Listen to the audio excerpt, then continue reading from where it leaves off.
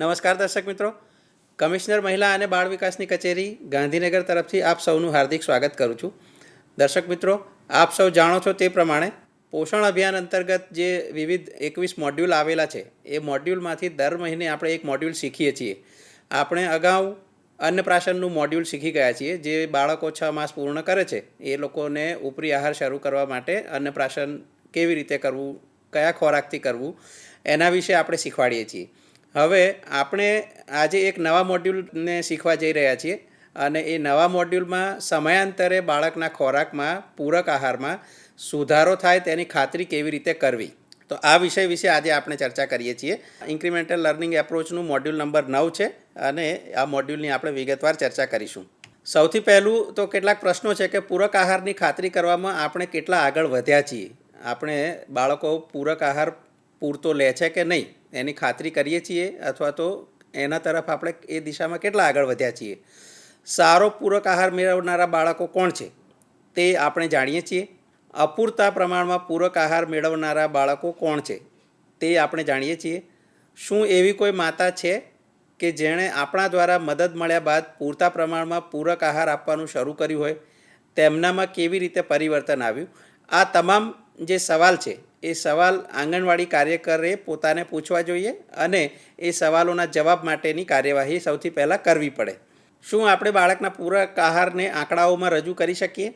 તો અહીંયા કેટલાક ઇન્ડિકેટર્સ આપ્યા છે, માપદંડ આપ્યા છે અને એ માપદંડને કેવી રીતે આપણે આગળ વધારી શકીએ અથવા એ માપદંડ પ્રમાણે આપણે કેવી રીતે બાળકોના આ પૂરક આહારને લગતી ટકાવારી કાઢી શકીએ તે અહીંયા બતાવેલું છે.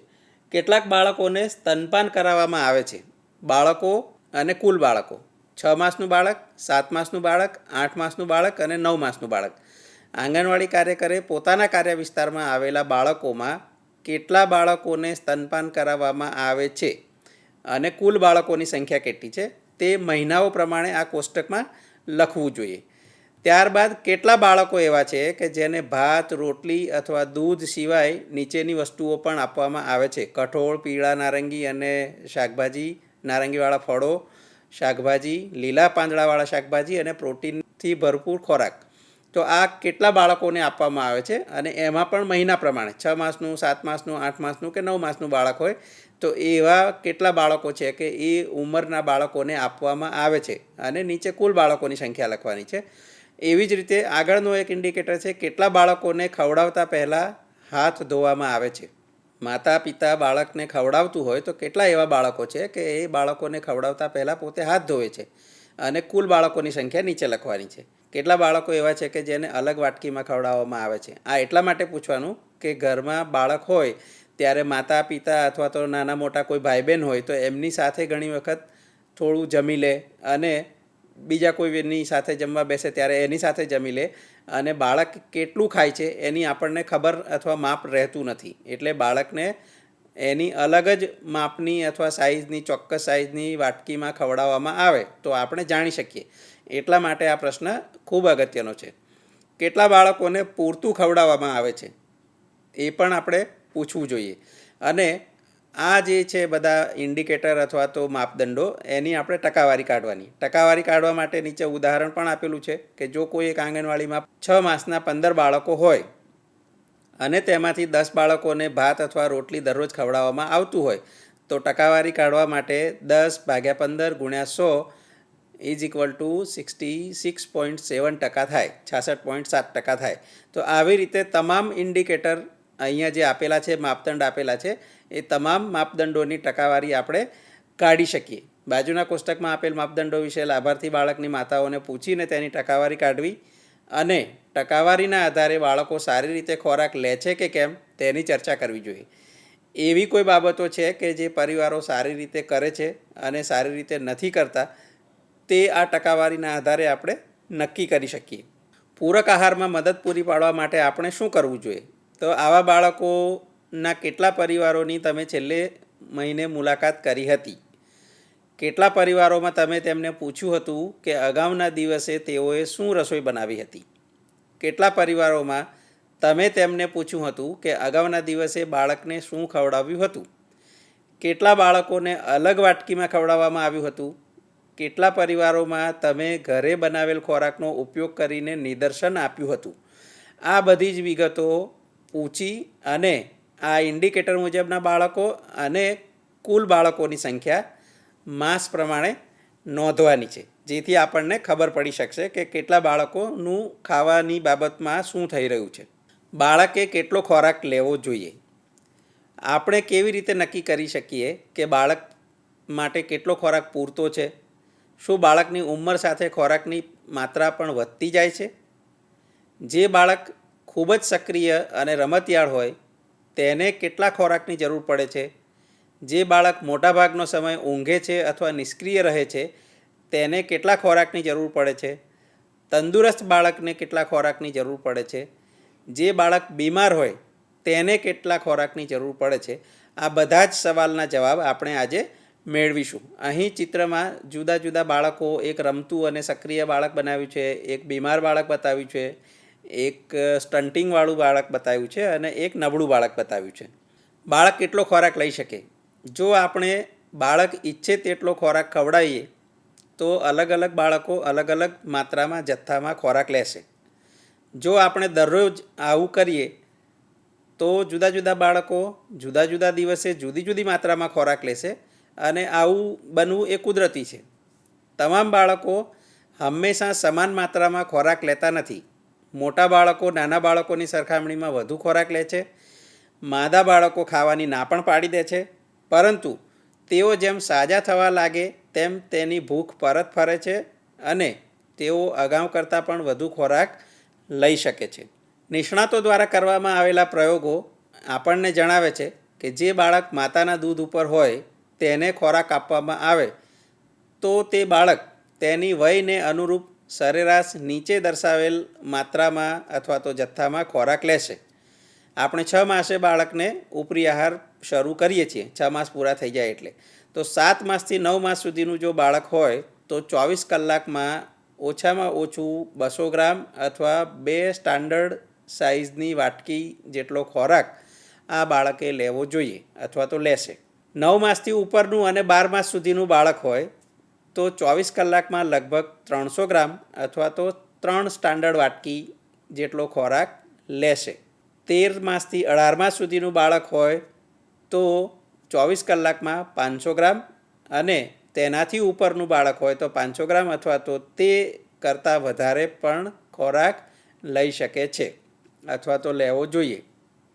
બાળક ક્રિયાશીલ છે કે નિષ્ક્રિય, તંદુરસ્ત હોય કે પાતળું, કોઈપણ સંજોગોમાં બાળક ઉપર દર્શાવેલ માત્રામાં ખોરાક લેવું જોઈએ. વધતી વયના બાળકોની ખોરાકની માત્રામાં અથવા તો તેના ખોરાકના જથ્થામાં શા માટે વધારો કરવો પડે છે? તો તેના કેટલાક કારણો છે. સૌથી પહેલું કારણ છે વૃદ્ધિ માટે. સમગ્ર બાળપણ દરમિયાન બાળકની ઊંચાઈ અને વજન વધતા હોય છે, ખાસ કરીને માતાના ગર્ભમાં અને પ્રથમ 2 વર્ષ દરમિયાન.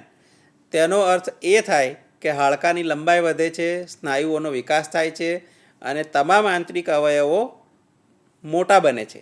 આ વૃદ્ધિ માટે દરેક પ્રકારના પોષણની જરૂર પડે છે. વૃદ્ધિમાં મદદરૂપ બનવા માટે પ્રોટીન, વિટામિન, આયર્ન, ઝીંક અને ખૂબ જ પ્રમાણમાં કાર્બોહાઈડ્રેટ્સ અને ચરબી આવશ્યક હોય છે. તો આ કારણે વૃદ્ધિ માટે ઉંમરની સાથે બાળકનો ખોરાક વધે તે પણ જરૂરી છે, નહીં તો વૃદ્ધિ અવરોધાય. બીજું અગત્યનો મુદ્દો છે શીખવા માટે. બાળક જેમ જેમ મોટું થાય છે તેમ 2 વર્ષ સુધીના સમયગાળામાં પુખ્ત વયના વ્યક્તિ જેટલું બાળકનું મગજ વિકસી જાય છે. બાળક ઝડપથી શીખે છે અને તે જેમ આજુબાજુની દુનિયાને જોવે છે, સાંભળે છે, સ્પર્શ કરે છે તેમ તેની યાદશક્તિ વધતી જાય છે. મગજના વિકાસ માટે દરેક પ્રકારના પોષણની જરૂર પડે છે અને તેમાં કોઈપણ પ્રકારની ઉણપ શીખવાની પ્રક્રિયાને ધીમી પાડી દે છે. એટલે બાળક જેમ મોટું થાય તેમ તેની શીખવાની પ્રક્રિયા ધીમી ના પડે તે માટે પણ ઉંમરની સાથે બાળકના ખોરાકના પ્રમાણમાં યોગ્ય વધારો થવો જોઈએ. ત્રીજો અગત્યનો મુદ્દો છે પ્રવૃત્તિ માટે. દર મહિને બાળક વધુ પ્રવૃત્તિમય થતું જાય છે જેમ જેમ મોટું થાય તેમ. પડખું ફરવું, ભાખોડિયા ભરવા, બેસવું, ઊભા થવું અને છેલ્લે ચાલવું, આ બધી પ્રવૃત્તિઓ બાળક ક્રમશઃ જેમ મોટું થાય તેમ કરતું જાય છે. બાળક વસ્તુને પકડવા જાય છે, તેને ઉપાડે છે અને છોડે છે. વધુ લોકો સાથે મૈત્રીપૂર્ણ બને છે અને તેમની સાથે રમવાનો પણ પ્રયત્ન કરે છે. યોગ્ય પ્રવૃત્તિ વિના બાળકની વૃદ્ધિ કે શીખવાનું યોગ્ય રીતે થતું નથી. આથી પ્રવૃત્તિ કરવા માટે ખૂબ પ્રમાણમાં ઉર્જાની જરૂર પડે છે અને તેમાં ખૂબ પ્રમાણમાં કાર્બોહાઈડ્રેટ્સ અને ચરબી વપરાય છે. માટે બાળક પ્રવૃત્તિશીલ રહે અથવા એની પ્રવૃત્તિઓ સામાન્ય રીતે થઈ શકે તે માટે તેને જરૂરી પોષક તત્વો મળી રહે એ માટે બાળકને ઉંમરની સાથે ખોરાકની માત્રા અથવા જથ્થો વધારવો જોઈએ. ચોથો અગત્યનો મુદ્દો છે બાળકને ચેપ સામે લડવા માટે. પ્રથમ 2 વર્ષ દરમિયાન બાળક જેમ મોટું થાય છે તેમ બીમાર પડવાની શક્યતાઓ પણ રહેતી હોય છે. તાવ, શરદી, ઝાડા અને ઉધરસ થયા કરે છે. તેના શરીરને ચેપ સામે લડતા શીખવા માટે તેને વિવિધ પ્રકારના આહારલક્ષી પોષક તત્વોની જરૂર પડે છે. પૂરતા પ્રમાણમાં પોષક તત્વોનો અભાવ તેની માંદગીનો સમયગાળો વધારી શકે છે, તેનું વજન ઘટી શકે છે અને ગંભીર રીતે બીમાર પડી શકે છે. પણ બાળકના શરીરમાં યોગ્ય પોષક તત્વો હોય, યોગ્ય પોષક તત્વો મળી રહે તે પ્રકારનો પૂરતો ખોરાક સમયસર લેવામાં આવતો હોય તો બાળક આવા જે ચેપો છે તેની સામે લડી શકે છે અને તંદુરસ્ત રહી શકે છે. તો આ 4 પ્રકારના કારણો છે કે જે બાળકને જરૂરી છે વૃદ્ધિ માટે, ચેપ સામે લડવા માટે, પ્રવૃત્તિ માટે અને શીખવા માટે. આ 4 કારણો ખૂબ જ અગત્યના છે અને આ કારણોસર બાળકને ઉંમરની સાથે ખોરાકમાં વધારો કરવો જોઈએ. વધતી વયના બાળકોમાં ખોરાકની માત્રામાં પણ વધારો શા માટે કરવો જોઈએ જેની આપણે ચર્ચા કરી. અહીંયા ચિત્રમાં પણ એ વસ્તુ બતાવે છે. બાળક પૂરતા પ્રમાણમાં ખોરાક લઈ રહ્યું હોવાની ખાતરી માતાએ કેવી રીતે કરવી જોઈએ. બાળકના ખોરાકનો આધાર તેને કેટલી ભૂખ લાગે છે તેના ઉપર રહે છે. બીજી બાજુ ભૂખ લાગવાનો આધાર બાળક કેટલું તંદુરસ્ત અને સક્રિય છે તે બાબત પણ રહે છે. સ્વાભાવિક રીતે જ જો બાળકને સ્વાદ પસંદ પડશે તો તે વધુ ખાશે. ખોરાકમાં વિવિધતા જરૂરી છે તેમ બાળકની ખાવાની રુચિમાં પણ વિવિધતા હોય છે.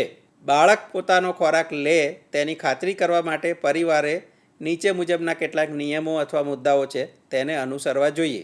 વિવિધ પ્રકાર અને સ્વાદના ખોરાક આપો અને બાળકની પસંદ નાપસંદને જાણો. બાળકને તેની ઉંમર મુજબ વારંવાર ખોરાક આપવો જોઈએ. 7 થી 9 માસનું બાળક હોય તો દિવસમાં ઓછામાં ઓછો 3 વખત ખોરાક આપો. 10 થી 12 માસનું બાળક હોય તો દિવસમાં ઓછામાં ઓછો 4 વખત ખોરાક આપો. 12 માસ પછી ઓછામાં ઓછો 4 વખત ખોરાક અને 2 વખત નાસ્તો આપવાનો પ્રયત્ન કરો. બાળકના ખાવા ઉપર પ્રતિબંધ ન મૂકતા જેટલું ખાય તેટલું ખવડાવવું જોઈએ. જો બાળક જાતે ખાવા ઈચ્છે તો તેને જાતે ખાવા દો અને બાળકને ખોરાક સાથે રમવા દો. ઘણી વખત બાળકો ખાતી વખતે ખોરાક સાથે રમતા હોય છે, રમત કરતા હોય છે. જો બાળક ભૂખ્યું થાય તો તેની તે કેવી રીતે જાણ કરે છે તે સમજવાનો પ્રયત્ન કરો અને તેવા સમયે બાળકને ખવડાવો. ઘડિયાળ મુજબ ન ચાલો, કારણ કે આપણે ઘણી વખત એવું કરતા હોઈએ છીએ કે 12 વાગી ગયા છે તો હવે બાળકને જમવાનું છે, 3 વાગી ગયા છે તો હવે બાળકને જમવાનું આપવાનું છે. પણ એવું નથી હોતું. બાળકને જ્યારે ભૂખ લાગે છે ત્યારે ખવડાવવું જોઈએ.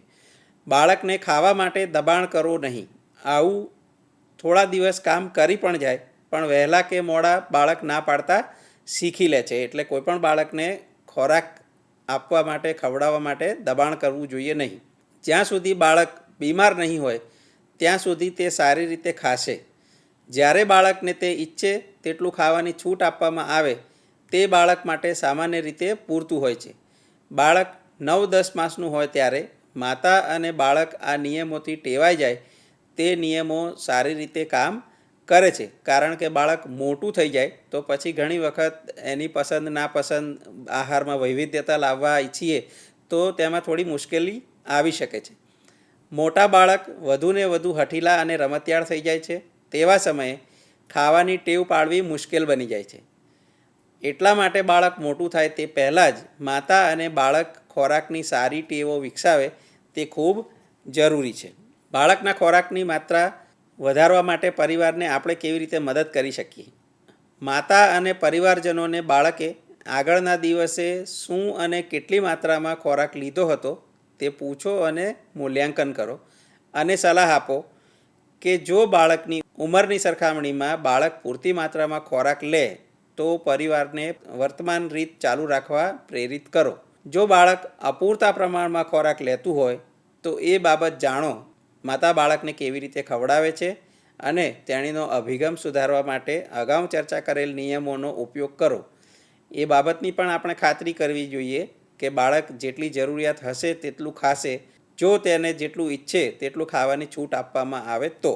અહીં પરિવારને કેવી રીતે મદદ કરી શકીએ તેની ચર્ચા ચાલી રહી છે. આંગણવાડી કાર્યકર ગૃહ મુલાકાત દ્વારા પરિવારને સમજાવે છે. આપણે ઘર મુલાકાત કરવા માટે 6 માસનું બાળક ધરાવતા પરિવારોને પ્રાથમિકતા આપીશું, જેથી કરીને 6 માસ પછી તેનો સમયસર ઉપરી આહાર આપણે શરૂ કરી શકીએ. દરેક મુલાકાત વખતે બાળકને ખવડાવેલ વિવિધ ખોરાકની વસ્તુઓ વિશે પૂછવા ઉપરાંત સ્ટાન્ડર્ડ અથવા તો ચોક્કસ વાટકીનો ઉપયોગ કરીને આપણે એ બાબત પણ જાણીશું કે બાળકે આગળના દિવસે કેટલી માત્રામાં ખોરાક લીધો છે. જો જરૂર જણાય તો આપણે માતાને બાળક જેટલું ઈચ્છે તેટલો ખોરાક કેવી રીતે તેને લેવા દેવો તેની સમજ આપીશું. બાળક પૂરતા પ્રમાણમાં ખોરાક લે છે કે નહીં તેની ખાતરી કરવા માટે આપણે ફોલોઅપ કરીશું. અહીં આંગણવાડી કાર્યકરની ગૃહ મુલાકાત અને ફોલોઅપ થઈ રહ્યું છે કે બાળક કેવી રીતે પૂરતો ખોરાક લે છે કે નથી લઈ રહ્યું. હવે આપણે એક વિડીયો જોઈશું અને આ જે ચર્ચા આપણે બાળકનો સમયાંતરે ઉપરી આહારમાં સુધારો થવો જોઈએ એ સુધારો કેટલો અને કેટલી માત્રામાં થવો જોઈએ અને એની ખાતરી આપણે કેવી રીતે કરી શકીએ તેને લગતો એક વિડીયો છે. આપણે જે ચર્ચા કરી છે તે તમામ ચર્ચાને આ વિડીયોમાં પણ આવરી લેવામાં આવી છે અને વિડીયોમાંના માધ્યમથી આપણે આ ચર્ચાને થોડું વધારે સ્પષ્ટ કરવા, આ વિષયને થોડો વધારે સ્પષ્ટ કરવા માટેનો પ્રયત્ન કરીએ. तो हवे आपने જોઈએ આ મોડ્यूल ने लगतो एक नानकड़ो वीडियो. समय के साथ ऊपरी आहार में सुधार और वृद्धि इस मॉड्यूल में आपका स्वागत है. इस मॉड्यूल के अंत तक आप जानेंगे कि हर बच्चा पर्याप्त ऊपरी आहार ले रहा है, यह सुनिश्चित करने के लिए हमें क्या करना चाहिए. बढ़ते हुए बच्चे को बढ़ी हुई मात्रा में आहार की आवश्यकता क्यों होती है. एक बच्चे को कितना आहार लेना चाहिए. हमें बच्चों के आहार बढ़ाने के लिए परिवार की मदद कैसे करनी चाहिए. इस अध्याय में आप इस तरह के कई प्रश्नों के उत्तर जानेंगे. आइए अब हम आगे बढ़ते हैं. नमस्कार, मेरा नाम सुनीता है और मैं आंगनबाड़ी की सुपरवाइजर हूँ. इस मॉड्यूल में मैं आपकी मार्गदर्शिका रहूंगी. आइए आंगनबाड़ी कार्यकर्ता मेघा से मिलते हैं, जो गृह भेंट के लिए जा रही है, यह देखने कि बच्चों को ऊपरी आहार दिया जा रहा है या नहीं. कैसे सुनिश्चित करती हो कि हर बच्चे को पर्याप्त ऊपरी आहार दिया जा रहा है. हम गृह भेंट पंजी के माध्यम से ये पता करते हैं कि कितने परिवार ऐसे हैं जहां 6 से 8 माह के बच्चे हैं. इन परिवारों से हम कुछ सवाल पूछते हैं, जिससे हमें पता चलता है कि बच्चा सही तरीके से ऊपरी आहार खा रहा है या नहीं. कैसे सवाल. जैसे कि क्या बच्चे को स्तनपान करा रहे हैं या नहीं. आपके घर में कल क्या पकाया गया था और उसमें से बच्चे को क्या क्या खिलाया गया. क्या बच्चे को पूरे दिन में चावल, रोटी या दूध के अलावा दाल और पीले व नारंगी रंग की सब्जियां भी खिलाई गई थीं? क्या बच्चे को हाथ धोकर खाना खिलाया जा रहा है. क्या बच्चे को खाना अलग से प्लेट या कटोरी में दिया जा रहा है. बहुत अच्छे. बच्चे के पूर्ण विकास के लिए यह बहुत जरूरी है कि बच्चे को उसकी उम्र के हिसाब से सही ऊपरी आहार दिया जाए और यह सुनिश्चित करना हमारा काम है.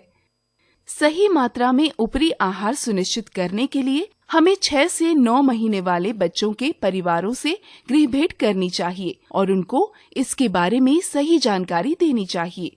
मेघा और मैं कमला से मिलने जा रहे हैं.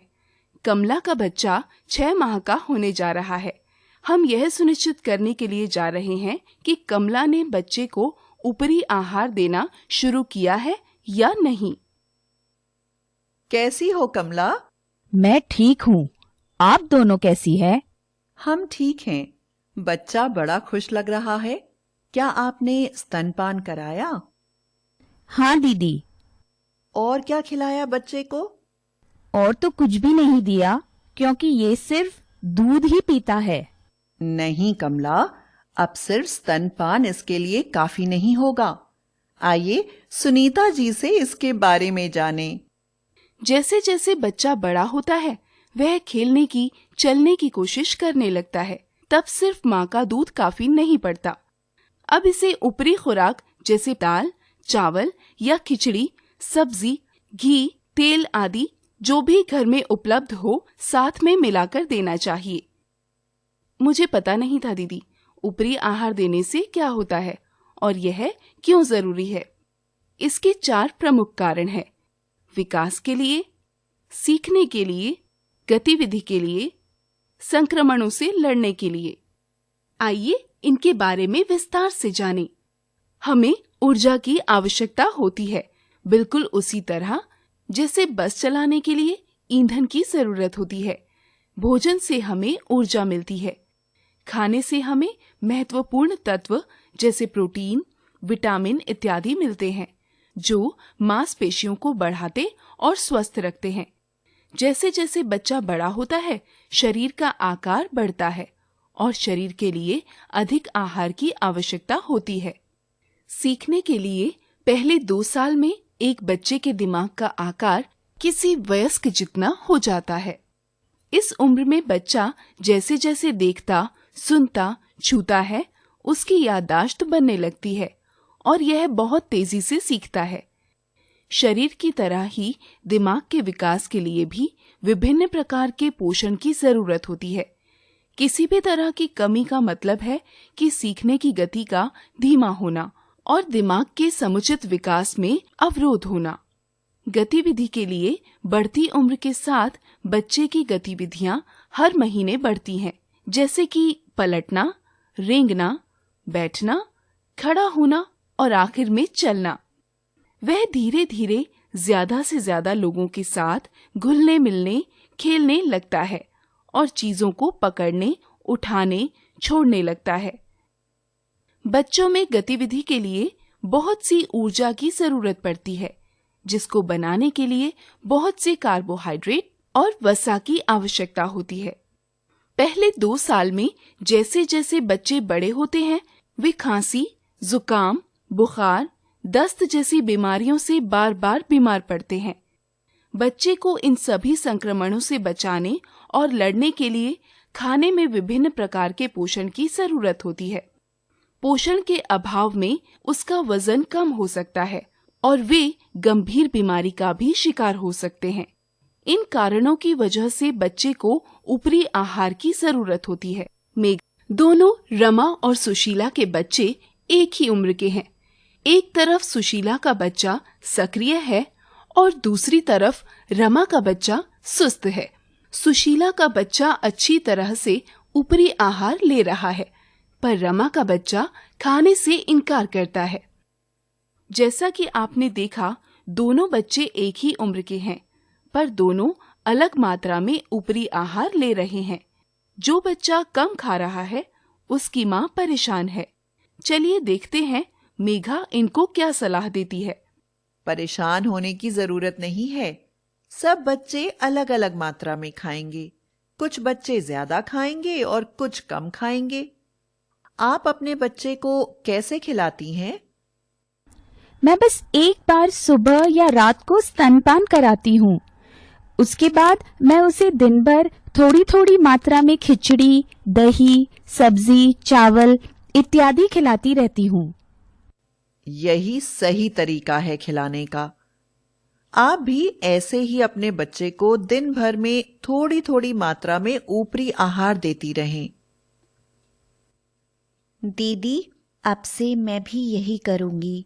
क्या बढ़ती उम्र के साथ ऊपरी आहार की मात्रा भी बढ़ानी चाहिए? जी हाँ, उम्र में छोटे बच्चों के मुकाबले में बड़े बच्चे ज्यादा खाना खाएंगे। 6 माह के बाद ऊपरी आहार शुरू करने पर 9 माह की आयु तक बच्चे 24 घंटे में लगभग 200 ग्राम या 2 कटोरी खा लेते हैं। इसी तरह 12 माह का होने तक 24 घंटे में लगभग 300 ग्राम या 3 कटोरी खा लेते हैं। 18 माह का होने तक 24 घंटे में लगभग 500 ग्राम या 5 कटोरी खा लेते हैं। यह भी ध्यान रखें कि चाहे बच्चे अत्यंत सक्रिय हों या ज्यादातर सोते हों, मोटे हों या दुबले हों, उन्हें इस मात्रा में आहार खा लेना चाहिए। बीमार बच्चे खाने से मना कर सकते हैं, लेकिन जैसे ही वह बीमारी से बाहर आते हैं, उनकी भूख बढ़ जाती है और हो सकता है कि वे पहले से अधिक खाने लगें। इनसे मिलिए, ये है मीरा, एक आंगनबाड़ी कार्यकर्ता, जिनको इस बार बाल दिवस के अवसर पर ऊपरी आहार के संदर्भ में सम्मानित किया गया। आइए इनसे ऊपरी आहार के बारे में जानते हैं। सबसे पहले समझना जरूरी है कि बच्चा कब ठीक से खाता है और कब नहीं। एक बच्चा कितना आहार खाता है, यह उसकी भूख पर निर्भर करता है। बच्चे की भूख इस पर निर्भर करती है कि बच्चा कितना स्वस्थ व सक्रिय है। बच्चा अगर बीमार हो या सुस्त हो तो वह कम खाएगा। निश्चित रूप से एक बच्चा अधिक आहार तब खाता है जब उसे आहार स्वादिष्ट लगे। कुछ बच्चे रोज एक ही प्रकार के खाने से ऊब जाते हैं। कुछ बच्चों को अन्य की तुलना में अधिक खाने की आदत होती है। अधिक खाने पर रोके नहीं, बल्कि यह जाने कि उसकी इच्छा क्या है। बच्चे को सिखाएं कि भूख लगने पर वह कैसे बताए, और माँ भी बच्चे की हरकतों को देखकर सीखे कि उसे कब भूख लग रही है। बच्चे को खाने के लिए जबरदस्ती न करें। माँ और बच्चे दोनों के लिए महत्वपूर्ण हो जाता है कि बच्चे के प्रथम वर्ष पूर्ण होने से पहले ही उनमें खाने की अच्छी आदतें डाल दी जाएं। पर बच्चे को कितनी बार खाना दें, यह कैसे तय करें? आयु के आधार पर बच्चे को बार बार खाना दें। 6 से 8 माह दिन भर में कम से कम 3 बार। 9 से 12 माह दिन भर में कम से कम 4 बार। 12 माह पूर्ण होने पर दिन भर में कम से कम 4 बार आहार दें और अतिरिक्त रूप से 2 बार नाश्ता भी दें। जानकारी के लिए शुक्रिया। क्या मैं आपके साथ एक गृह भेंट के लिए चल सकती हूँ? क्यों नहीं, चलिए अभी चलते हैं। नमस्ते रत्ना, कैसी हो? और तुम्हारा बच्चा कैसा है? नमस्ते दीदी, हम ठीक हैं। बच्चे को क्या खिलाया? अभी तो कुछ नहीं, पर खिलाने ही जा रही थी। आओ मैं डाल देती हूँ। क्या दूं और किस कटोरी में डालूं? कटोरी यहाँ रखी है, इसी में खिचड़ी डाल दो दीदी। कितना डालूं? बस 2 चम्मच। थोड़ा और दूं क्या? वह नहीं खाएगा और दीदी। देखते हैं। अरे, इसने तो खा लिया। तो रत्ना, आप बच्चे की खुराक बढ़ा सकती हैं। दिन में कितनी बार खिलाती हो और स्तनपान भी कराती हो क्या? सुबह 1 बार स्तनपान कराती हूँ और 2 बार खिलाती हूँ। रत्ना, तुम्हारा बच्चा 7 माह का है। इसे दिन में कम से कम 3 बार खिलाओ और मात्रा भी जितना अभी बच्चे ने खाया, वरना बच्चे को भूख लग सकती है। ठीक है दीदी, मैं ध्यान रखूंगी। और कटोरी, चम्मच और हाथ अच्छी तरह धोकर खाना खिलाना। ठीक है दीदी, धन्यवाद। जैसा कि आपने देखा कि पर्याप्त ऊपरी आहार की मात्रा सुनिश्चित करने के लिए आंगनबाड़ी कार्यकर्ता परिवारों की मदद कर सकती हैं। प्रत्येक गृह भ्रमण के दौरान पूछें कि बच्चे ने क्या क्या खाया। कटोरी के द्वारा पता करें कि बच्चे ने पिछले दिन कितनी मात्रा में खाना खाया। माँ को बताएंगे कि बच्चे को उसकी इच्छा के अनुसार कैसे अधिक से अधिक ऊपरी आहार देना है। नजर रखें कि बच्चा अब पर्याप्त मात्रा में खाना खा रहा है या नहीं। मीरा की तरह हम सभी आंगनबाड़ी कार्यकर्ता प्रयास कर सकते हैं यह सुनिश्चित करने के लिए कि हर बच्चे को पर्याप्त ऊपरी आहार मिले।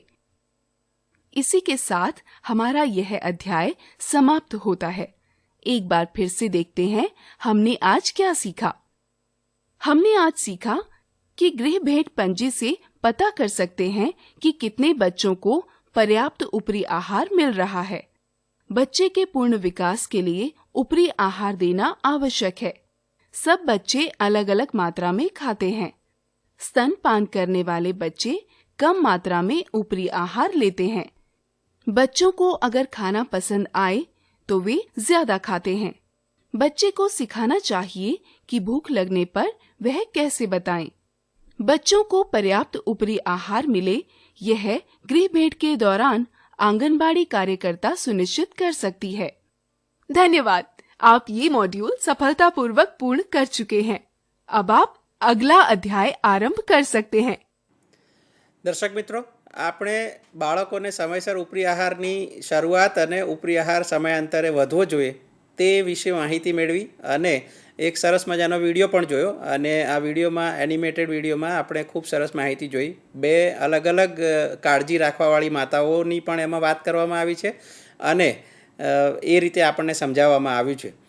તો આશા રાખીએ છીએ કે આ માહિતી આપણને ચોક્કસપણે ઉપયોગી થશે. આપના કાર્યક્ષેત્ર વિસ્તારમાં ચોક્કસ લાભાર્થીઓ સાથે જ્યારે પણ વાત કરશો ત્યારે આ શીખ્યા છીએ તે પ્રમાણે ઉપયોગ કરશો. અને આવતા મહિને આપણે એક નવા વિષય અને નવા મોડ્યુલ સાથે પાછા મળીશું. ત્યાં સુધી નમસ્કાર.